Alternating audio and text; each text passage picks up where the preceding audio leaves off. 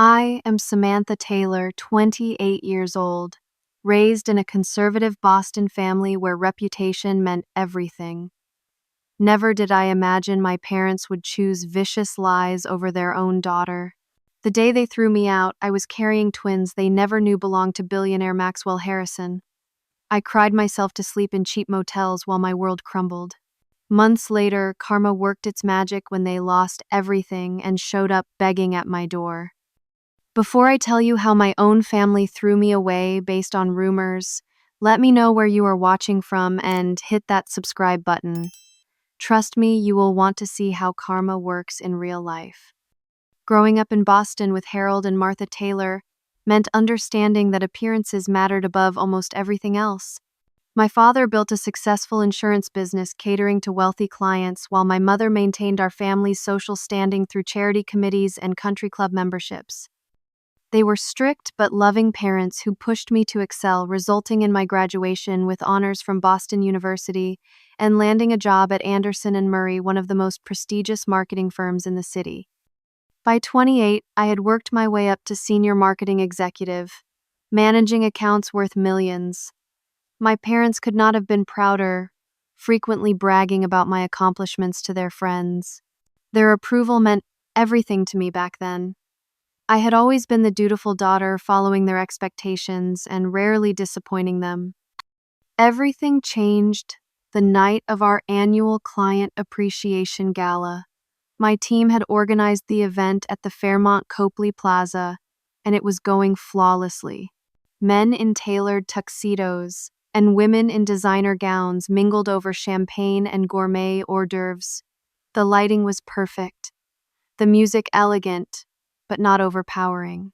I was surveying my success when my boss, Amanda, introduced me to Maxwell Harrison. Samantha, meet Maxwell Harrison, CEO of Harrison Innovations. Maxwell, this is Samantha Taylor, the marketing genius I was telling you about. Maxwell stood 6'2" with broad shoulders and striking blue eyes that crinkled when he smiled. At 38, he had already built a technology empire worth billions.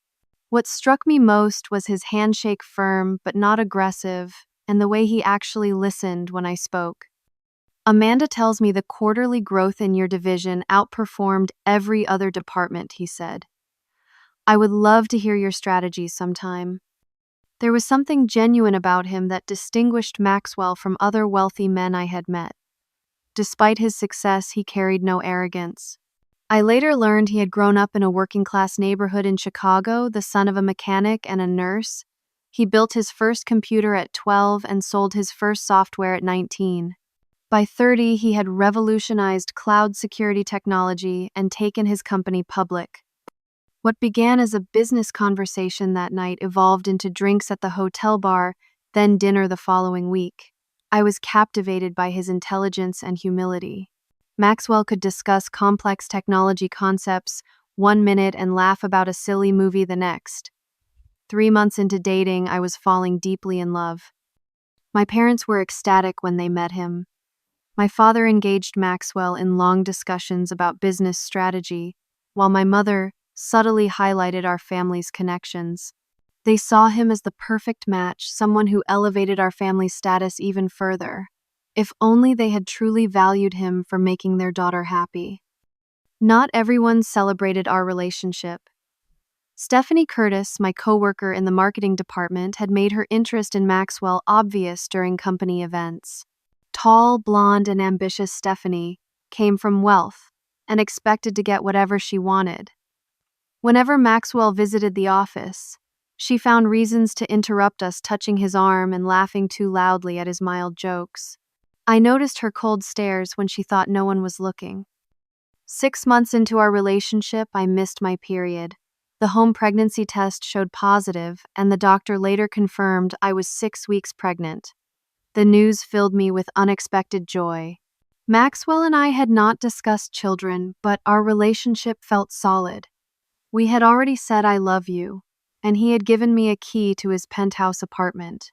I decided to wait for the right moment to tell him, perhaps during our weekend getaway to Cape Cod planned for the following month. Life felt perfect. I had a thriving career, a man who adored me, and now a baby on the way. My parents continued to approve of my life choices, and I believed nothing could shatter this happiness. How naive I was to think that jealousy and lies could not destroy what I had built. The first crack in my perfect life appeared when Maxwell called from the airport. His voice sounded strained as he explained that a security breach at his Tokyo office required his immediate attention. "I have to fly out tonight," he said. "The team there discovered someone trying to access our new security protocol. I need to handle this personally." "How long will you be gone?" I asked, trying to hide my disappointment. "We had tickets to the symphony that weekend." 2 weeks at most. "I will call you every day," he promised. I understood his business demanded such commitments. His company protected data for banks and government agencies worldwide. A security breach could cost millions and damage trust in his brand. Still, I felt a strange unease. As we said goodbye, a premonition I should have heeded. The day after Maxwell left, I noticed Stephanie watching me during our morning meeting. Her smile seemed calculating, almost predatory.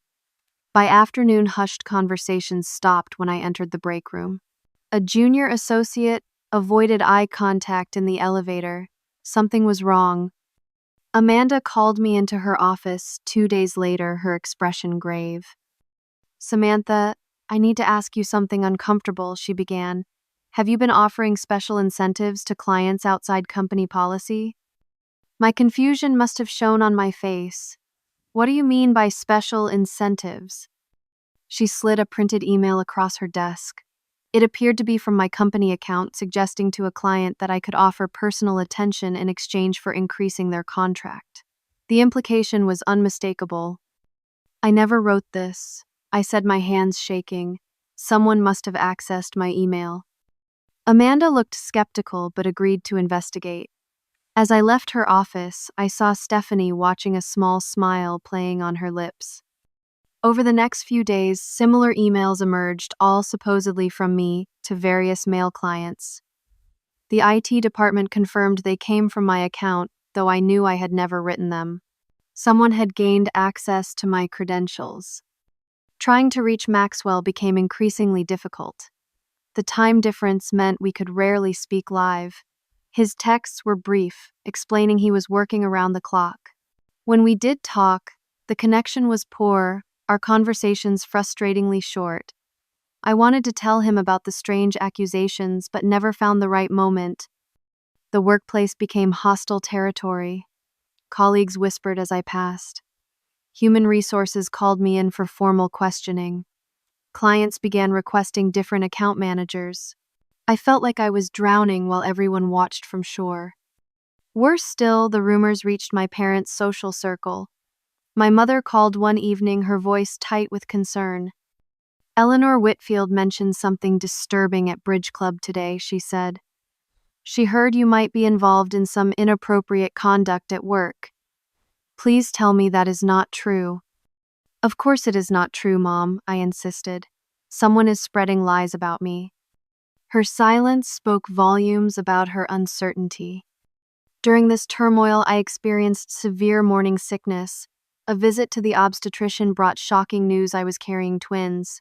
The ultrasound showed 2 tiny heartbeats.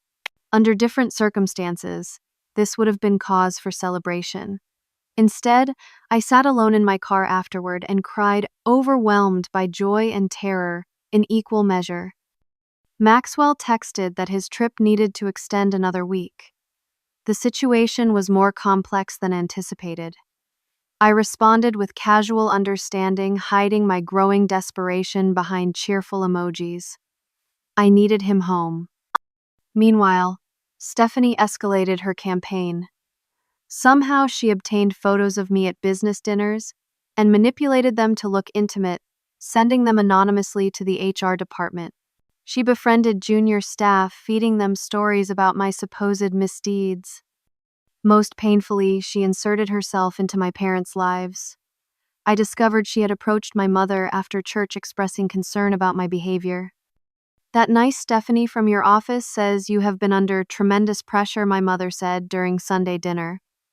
She mentioned you might be making some poor decisions. Stephanie is not nice, Mother, I replied, feeling ill from more than just pregnancy.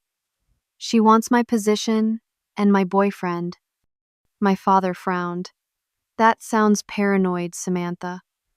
Why would someone go to such lengths? The distance between us grew wider with each passing day. The parents who had always believed in me now questioned everything I said. The workplace that had been my second home became a battleground, and the man I loved was thousands of miles away when I needed him most. The human resources investigation intensified. Without warning, Amanda called me into a meeting with the HR director and the company's legal counsel. Their expressions were grim as they slid a folder across the table. These messages were sent from your company device to 5 different clients, the lawyer said. The content violates multiple company policies. Inside were printouts of texts I had supposedly sent offering sexual favors in exchange for contract renewals. The messages included details about meetings that had actually occurred, making them seem authentic. This is not me, I insisted, my voice rising. Someone is framing me. We are placing you on paid suspension pending investigation, the HR director announced. Please surrender your company laptop and badge before leaving the building. The walk to my desk felt endless. Colleagues pretended to work while watching from the corners of their eyes. Stephanie stood by the copier, not bothering to hide her smirk. Security escorted me out like a criminal, carrying my personal items in a cardboard box. At home, I curled up on my couch, one hand resting on my still flat stomach. The twins were my secret strength, but my body was betraying me. Constant nausea, dizziness, and fatigue plagued my days. The doctor warned that stress could complicate the pregnancy, but how could I avoid stress when my life was imploding? Maxwell's communications became increasingly sporadic and brief. When we did connect, he sounded distracted, ending calls with vague promises to talk more later. The man who once spent hours discussing our future now barely managed 5-minute conversations. I began to wonder if Stephanie had somehow reached him too. The security breach was worse than we thought, he explained during one hurried call. We are reworking the entire platform. I might need another week here. I wanted to tell him about the pregnancy, about the workplace allegations, about my parents' growing suspicion. But how could I add to his burden when he sounded so overwhelmed? I chose to wait until he returned, believing we could face these challenges together once he was home. My parents invited me to dinner the following weekend, their tone suggesting it was more summons than invitation. Their house in Beacon Hill, usually so welcoming, felt cold and formal that evening. Mother had prepared my favorite meal, which should have been a comfort, but instead felt like a final kindness before an execution. Halfway through dinner, my father cleared his throat. We received some disturbing news today. My stomach dropped. What news? Your supervisor called, Mother said, not meeting my eyes. They told us you have been suspended for inappropriate conduct with clients. It is not true, I said, setting down my fork. Someone hacked my accounts and framed me. Father's expression hardened. They have evidence, Samantha. Messages, emails, even photographs. They are all fabricated, I insisted. I would never do what they are suggesting. The conversation deteriorated from there. My parents, who had built their lives around community standing and reputation, could not comprehend why anyone would target me so viciously. Their worldview had no room for such calculated malice. It was easier to believe their daughter had made terrible mistakes than accept that such injustice could penetrate their carefully constructed social bubble. As I was leaving, my mother hugged me stiffly. Whatever trouble you are in, we can help you through it. But you need to be honest with us. The implication that I was lying cut deeper than their disappointment. 2 days later, I experienced sharp abdominal pains and rushed to the emergency room, terrified for my babies. After hours of tests and anxious waiting, the doctor confirmed the twins were stable, but my blood pressure was dangerously high. You need complete rest and stress reduction, she advised, looking concerned. Is there someone who can stay with you? There was no one. Maxwell was still in Japan. My friends from work had distanced themselves amid the rumors, and my parents were barely speaking to me. The hospital sent me home with medication and strict instructions to rest. As I lay in bed that night, my phone buzzed with a text from my mother. Found prenatal vitamins in your bathroom when I dropped off soup? Is there something else you are not telling us? I had forgotten the vitamins on the counter during her brief visit. Now I faced another confrontation I was not prepared for. The next day, both parents arrived unannounced at my apartment. Mother held the vitamin bottle like evidence in a trial. Are you pregnant? She demanded without preamble. Too exhausted to lie, I nodded. Yes, with twins. Their shock was visible, followed quickly by calculation. Father spoke first. Who is the father? Maxwell. Of course, I answered, surprised by the question. Mother exchanged a glance with father. Stephanie told us Maxwell has been in Japan for weeks. She said you barely know each other, that you only met at company functions. The betrayal took my breath away. Stephanie, you have been talking to Stephanie about me. She reached out because she was worried, Mother explained. She said you had been acting erratically at work, that everyone was concerned. She is lying, I said, my voice rising despite the doctor's warnings about stress. We have been dating for 6 months. I have keys to his penthouse. He tells me he loves me every day. Father shook his head. If that were true, why would your company investigate you? Why would respected clients complain about your behavior? Because Stephanie is framing me. She wants Maxwell for herself. She hacked my accounts, fabricated evidence. My parents looked at me with something I had never seen before, distrust tinged with pity.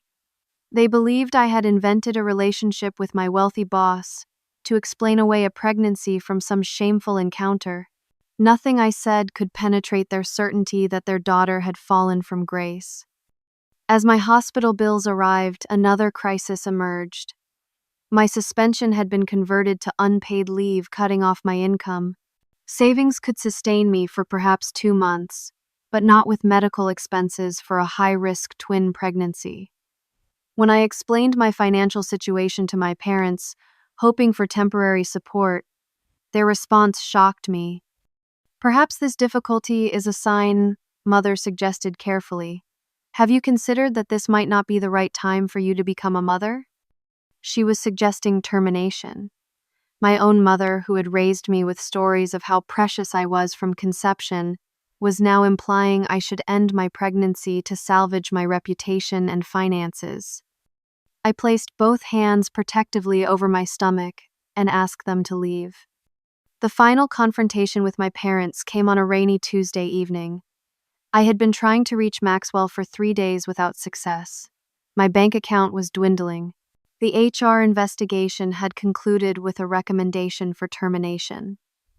And now my parents stood in my living room, faces grim with resolve. We have given this significant thought, Father began, hands clasped behind his back like a judge delivering a sentence.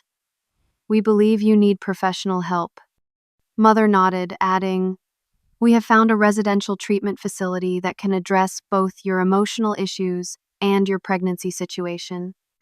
The clinical way she referred to my babies made my skin crawl. My pregnancy situation. They offer counseling for women in crisis pregnancies, she explained. They can help you make appropriate decisions and rebuild your life afterward. I understood then that my parents had constructed an entire narrative that excluded any possibility of my innocence. In their version, I had fabricated a relationship with Maxwell, engaged in workplace misconduct, and now faced the consequences of my moral failings. The daughter they had raised would never do such things, so clearly I needed psychological intervention. I am not going to any facility, I said quietly. These are Maxwell's babies. I have done nothing wrong. When he returns from Japan, everything will be cleared up. Father's patience snapped. Enough. This delusion has gone too far. Maxwell Harrison is a billionaire who would never risk his reputation on a junior marketing employee. If you were truly in a relationship, where is he now? Why has he not defended you against these accusations? He does not know about them yet, I admitted. The situation in Japan is complicated. The situation here is what matters, Mother interjected. Your father's business associates are beginning to ask questions. The Andersons uninvited us from their anniversary gala. Your behavior is affecting our standing in the community. There it was. Their reputation mattered more than my truth, more than their grandchildren. I need you to make a choice, Father said, his voice hard. Either admit you have been lying about Maxwell Harrison and accept our help, or you are on your own. The ultimatum hung in the air between us. In that moment, I saw my parents clearly, for perhaps the first time in my life. Their love had always been conditional, dependent on how well I reflected their values and enhanced their social position. Now that I threatened those things, their solution was to erase me rather than stand by me. I will not lie to make you comfortable, I said, my voice steadier than I felt. I am telling the truth. Father's face flushed with anger. Then pack your things. Until you are ready to be honest, you are no longer welcome in this family. Mother began collecting framed photos of me from my own shelves as if erasing evidence of my existence. We cannot support destructive behavior, Samantha. This is for your own good. My own good, I repeated incredulously. I am pregnant with your grandchildren being framed at work, and your solution is to throw me out.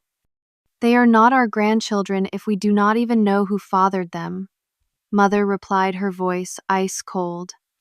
They helped me pack, if you could call it that.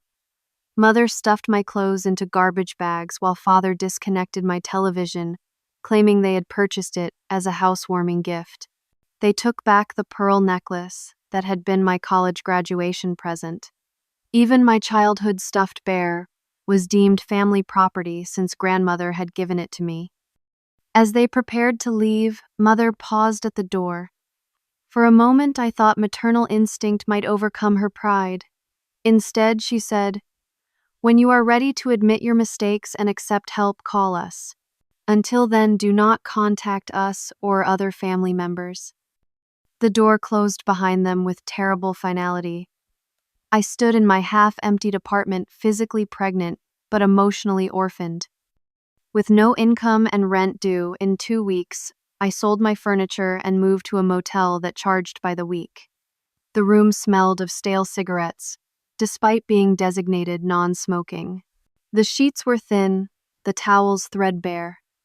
At night, car doors slammed, and voices argued in the parking lot.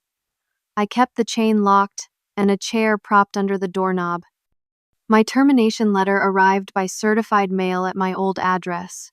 A neighbor forwarded it to me. The language was coldly legal evidence of professional misconduct, violation of client trust, damage to company reputation. Everything I had worked for was gone. There were moments during those dark days when continuing seemed impossible. One night, standing on the motel balcony, looking down at the parking lot 2 stories below, I contemplated how easy it would be to end the pain. The thought of my twins, innocent and dependent on me, pulled me back from the edge. They deserved a chance at life, even if that life now seemed destined to be harder than I had planned. I placed both hands on my slightly rounded belly and made a promise. We will survive this. Somehow we will find a way forward. The next morning, I pawned my watch and used the money to buy prenatal vitamins and healthy food. I applied for government assistance and researched shelters for pregnant women. Pride had no place in survival. My babies needed me to be stronger than I had ever been. And somewhere in that desperate determination, I found a resilience I never knew I possessed. The motel room door opened with a key card at 6:30 in the morning, startling me awake. I grabbed the lamp from the bedside table, ready to defend myself, when Maxwell rushed in, his face haggard with exhaustion and worry. "Samantha," he breathed, dropping his suitcase. "Thank God I found you." He looked different, thinner, with dark circles under his eyes, and several days of stubble on his usually clean-shaven face. His expensive suit was wrinkled from travel. "How did you find me?" I asked, still holding the lamp. "I hired private investigators when you were not at your apartment. They tracked your credit card to this motel." He approached cautiously as if afraid I might break. "What happened? Why are you here?" Everything poured out in a rush. The fabricated emails, the suspension, my parents' betrayal, the pregnancy, the termination. With each revelation, his expression darkened from confusion to anger to cold fury. "My phone barely worked in the remote areas I was visiting," he explained. "Most of your messages came through garbled or days late. When the security situation escalated, I was in meetings for 20 hours straight." He took my hands. "I had no idea you were going through this alone." For the first time in weeks, I cried from relief rather than despair. Maxwell held me, promising repeatedly that everything would be all right now. When he placed a hand gently on my stomach and said hello to our babies, the simple gesture healed something broken inside me. "Pack your things," he said. "You are coming home with me." He checked me out of the motel and drove us directly to his penthouse apartment. The doorman welcomed me by name, confirming what I had told my parents about our relationship. Upstairs, Maxwell ran a bath with lavender oil and ordered breakfast while I soaked away weeks of tension. Afterward, wrapped in his plush robe, I watched him make phone calls that would change everything. First to his lawyer, explaining the situation and requesting immediate action. Then to his head of security, authorizing a full investigation into Stephanie Curtis. Finally to Anderson and Murray's CEO, a personal friend, demanding answers about my termination. "I am going to fix this," he promised between calls. "No one hurts you and gets away with it." The next morning, Maxwell accompanied me to a new obstetrician, one who specialized in high-risk pregnancies. The ultrasound showed our twins, a boy and a girl, growing despite the stress I had endured. Hearing their heartbeats together brought us both to tears. "I was planning to tell you after our Cape Cod weekend," I admitted as we looked at the ultrasound images. Then everything fell apart. "I am sorry I was not here," he said, kissing my forehead. "That will never happen again." True to his word, Maxwell orchestrated a systematic response to the injustices I had suffered. His security team easily proved that Stephanie had accessed my work accounts using credentials she had obtained while pretending to help with a project. They recovered deleted drafts of the fake emails from her home computer. The confrontation at Anderson and Murray unfolded like a scene from a movie. Maxwell insisted I attend the meeting with the CEO, HR director, and legal team. Stephanie was called in, unaware of what awaited her. She entered confidently, smiling at Maxwell until she saw me beside him, his arm protectively around my shoulders. Maxwell's attorney presented the evidence: screenshots of Stephanie accessing my computer records, of her downloading photo editing software, witness statements from IT staff who had seen her at my desk after hours. Her facade crumbled as the proof mounted. "Why would you do this?" I asked when she had no more denials left. Her pretty face contorted with ugly resentment. "You did not deserve him, or that promotion. You had everything handed to you while the rest of us had to fight for recognition." The company offered an immediate settlement to avoid a lawsuit, including back pay compensation for emotional distress and a public statement clearing my name. Stephanie was terminated on the spot and escorted from the building. Later, we learned she faced criminal charges for identity theft and computer fraud. That evening, back at the penthouse, Maxwell surprised me with a small velvet box. Inside was a stunning emerald-cut diamond ring. "This is not because of the babies," he clarified, kneeling before me. "I bought this before my trip to Japan. I was planning to propose during our Cape Cod weekend." His blue eyes held mine. "I love you, Samantha Taylor. Will you marry me?" Through happy tears, I said yes. That night, safely wrapped in his arms, I slept peacefully for the first time in months. The next phase of healing involved addressing the family wounds. Maxwell wanted to confront my parents immediately, but I needed time. Their rejection had cut too deeply for quick forgiveness. They chose to believe a stranger over their own daughter, I explained. That is not something I can easily move past. He respected my decision, but ensured the truth reached them anyway. Our engagement announcement appeared in the Boston Globe, with a photo of us together, my pregnancy visible in the fitted dress I wore. The accompanying article mentioned Maxwell's joy at becoming a father to twins and his outrage at the corporate espionage that had targeted his fiancée. My phone filled with messages from former colleagues and acquaintances, all suddenly remembering our friendship. I responded politely, but maintained distance. These fair-weather connections had abandoned me when I needed support. Now I was building a stronger foundation with people who had proven their loyalty. Maxwell's family embraced me without reservation. His mother, Janet, the former nurse, fussed over my nutrition and rest schedule. His father, William, checked the safety features of every baby product we purchased. They had raised their son to value character over status, a lesson my own parents had failed to learn. With Maxwell's encouragement, I started my own marketing consultancy focusing on ethical companies and nonprofits. My experience had given me insight into how organizations should support employees facing personal crises. This became a cornerstone of my business philosophy and attracted clients who shared these values. As my belly grew with our twins, so did my confidence and sense of purpose. The woman who had once sought her parents' approval now made decisions based on her own moral compass. I had been broken, but had rebuilt myself stronger at the fractured places. 3 months after Maxwell's return, we received the first tentative message from my parents. Mother left a voicemail, her voice uncharacteristically hesitant. "Samantha, we saw the news about your engagement. If you could call us back, we would appreciate it." I deleted the message without responding. The wounds were still too fresh. The memory of garbage bags filled with my belongings too vivid. Maxwell supported whatever decision I made regarding my family, but gently suggested that complete estrangement might eventually feel like an unfinished chapter. "Take all the time you need," he said. "They will still be there when or if you are ready." Through mutual acquaintances, I learned that my parents were facing their own difficulties. Father's insurance business had lost a major client, the CEO of a manufacturing company, who had seen the article about Maxwell and me. The man had a daughter my age and was disgusted by how the Taylors had treated their pregnant child. Other clients followed, some explicitly citing ethical concerns about continuing to work with someone who would abandon his daughter during a crisis. My father's business, built on trust and personal relationships, began to crumble as the community reassessed his character.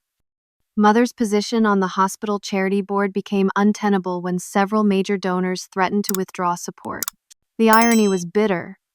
The social standing they had sacrificed me to protect was disintegrating precisely because of that choice. Their financial troubles compounded when Mother was diagnosed with early-stage breast cancer. The treatment was covered by insurance but required significant out-of-pocket expenses for experimental therapies she wanted to pursue. With Father's business failing, they struggled to maintain mortgage payments on their Beacon Hill home. Foreclosure notices arrived 6 months after they had thrown me out. The bank showed no more mercy to them than they had shown to me. Their appeals for extensions were denied. The house where I had grown up, the symbol of their success and status, was scheduled for auction.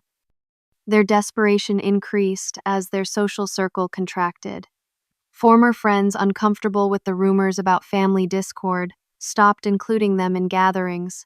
Holiday parties went without invitations. Country club acquaintances found reasons to cancel standing golf games. Stephanie, facing her own legal troubles, had one final act of vengeance. Before accepting a plea deal for reduced charges, she gave an interview to a local news blog detailing how my parents had disowned their pregnant daughter based on workplace rumors that proved false. The story painted them as callous and image, obsessed, willing to sacrifice their own grandchildren to maintain appearances. The community's judgment was swift and unforgiving. People who had known me since childhood expressed shock at my parents' behavior. Church members questioned their Christian values. Business associates reevaluated partnerships. Within months, my parents found themselves as isolated as they had once left me. Their increasingly desperate attempts to contact me coincided with the birth of our twins. Eleanor Janet and William Harold Harrison arrived on a snowy February morning, both healthy despite the difficult first trimester. Eleanor had Maxwell's blue eyes, while William had a tuft of dark hair like mine. Holding them in the recovery room, surrounded by Maxwell and his parents, I felt a completion that needed no additional validation. We were a family bonded by love and shared adversity. The absence of my parents was a dull ache rather than the sharp pain it had once been. 2 weeks after the twins' birth, Maxwell and I married in an intimate ceremony at his family's lake house. 50 guests attended, all people who had stood by us or entered our lives with genuine support. My parents were not invited, though. I had finally responded to one of their messages with a brief note, explaining that I needed more time. They sent gifts for the twins, anyway, expensive silver rattles and hand-knitted blankets, along with a card expressing regret for misunderstandings and hope for reconciliation. The non-apology acknowledged no specific wrongdoing and placed the burden of healing on me. I stored the gifts in the back of a closet, unable to use them, but not quite ready to return them either. The final scene I had dreaded and anticipated came 3 months after the twins' birth. The doorbell rang on a Sunday afternoon while Maxwell was at the office dealing with an overseas client emergency. Through the security camera, I saw my parents standing at the front door of our Back Bay townhouse. Mother looked thin, her designer clothes hanging loosely on her diminished frame. Father's confident posture was gone, replaced by the stooped shoulders of a defeated man. I considered not answering, protecting the peace I had fought so hard to achieve. But something, perhaps the lingering echo of the daughter I had been or the mother I had become, compelled me to face this moment. When I opened the door, they seemed shocked by my appearance. Motherhood and happiness had filled out my once stress-thinned frame. I wore simple jeans and a cashmere sweater, my hair in a casual bun, confidence radiating from me in a way they had never witnessed. Samantha, mother, breathed as if seeing a ghost. "You look wonderful." Father could not meet my eyes. "May we come in, please?" From upstairs came the sound of one of the twins crying. The monitor on my hip transmitted Eleanor's distinctive wail. My parents' eyes fixed on the device, the tangible evidence of grandchildren they had never met. 5 minutes, I said, stepping back to allow them entry. "The babies will need me soon." They followed me into the living room, perching awkwardly on the edge of the sofa while I took the armchair opposite. The power dynamic had shifted irreversibly. In their eyes, I saw something new, desperation, tinged with genuine remorse. "We have lost everything," Father said without preamble. "The house, the business, our savings."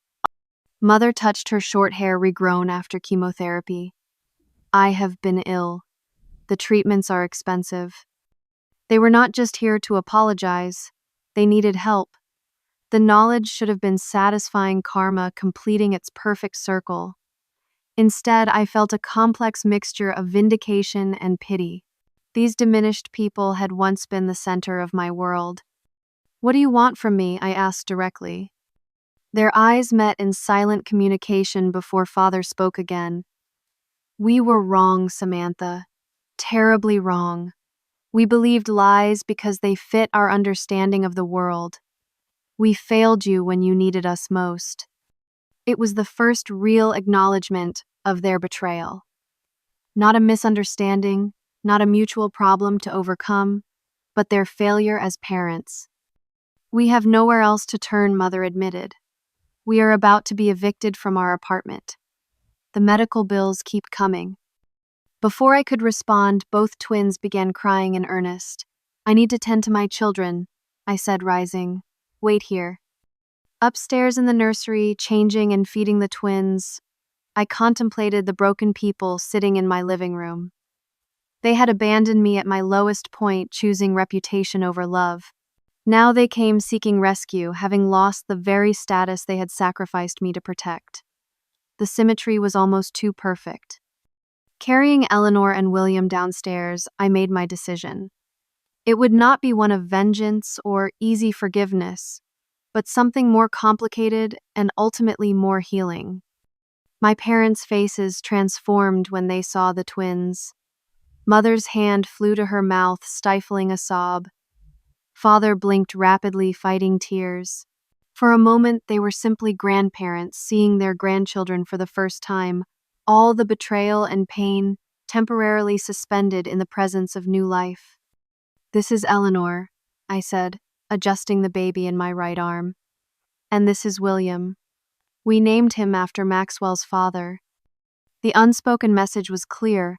These children had another set of grandparents who had not rejected their mother. Mother reached out tentatively, her fingers stopping inches from Eleanor's tiny hand. "May I hold her?" she whispered. Part of me wanted to refuse to protect my daughter from hands that had so easily packed away my belongings in garbage bags. But another part, perhaps the stronger part, recognized that healing sometimes requires calculated risk. "Wash your hands first," I directed. "There is hand sanitizer on the side table." As they each held a twin, their faces softened with wonder. Father traced William's cheek with a gentle finger. "He has your nose," he observed, voice thick with emotion.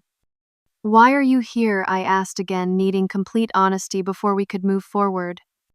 Mother looked up from Eleanor's face. "We need help," she admitted. "The medical bills have depleted our savings. The apartment landlord is evicting us next week." "But that is not the only reason," Father added quickly. "We have been trying to reach you for months. We needed to tell you how sorry we are, how wrong we were." "You chose a stranger's word over mine," I said, the hurt still fresh. "You threw me out when I was pregnant and vulnerable." "We were wrong." Mother repeated, tears streaming down her face. "So terribly wrong. Our entire lives were built around appearances, around what others thought of us. We lost sight of what truly matters." Father nodded. "When I saw that article with Maxwell defending you so fiercely, I knew immediately we had made an unforgivable mistake. We tried to call to apologize." "An apology through voicemail is not enough," I said firmly. "You abandoned me when I needed you most. I was alone, pregnant, and terrified." "We know," Mother whispered. "We will carry that shame forever." William began to fuss, and I took him back from Father. "I need to put them down for their nap. Wait here." Upstairs in the nursery, rocking my son, I contemplated the broken people downstairs. They had lost everything that once defined them: status, wealth, health, community, standing. All that remained was the daughter they had discarded and the grandchildren they had denied. There was a certain justice in their situation that should have felt satisfying. Instead, it left me hollow. Maxwell called while I was upstairs. "Everything okay at home?" he asked. "My parents are here," I told him. "They have lost everything. They need help." His silence spoke volumes. Maxwell had wanted to confront them since his return from Japan, to make them face the consequences of their actions. Now they arrived seeking assistance, their punishment already administered by life itself. "What do you want to do?" he finally asked. "I do not know yet," I admitted. "But I need to figure it out myself." "I support whatever you decide," he assured me. "They are your family for better or worse." Returning downstairs, I found my parents sitting exactly where I had left them, as if afraid to move without permission. Their posture spoke of defeat and desperation. Once they had held all the power in our relationship, now they had none. "I cannot give you an answer today," I said, sitting across from them. "You hurt me deeply. That does not disappear with one conversation." "We understand," Father said quickly. "We do not deserve your forgiveness." "No, you do not," I agreed. "But withholding it hurts me as much as you." I need to find a way forward that honors my truth while allowing healing.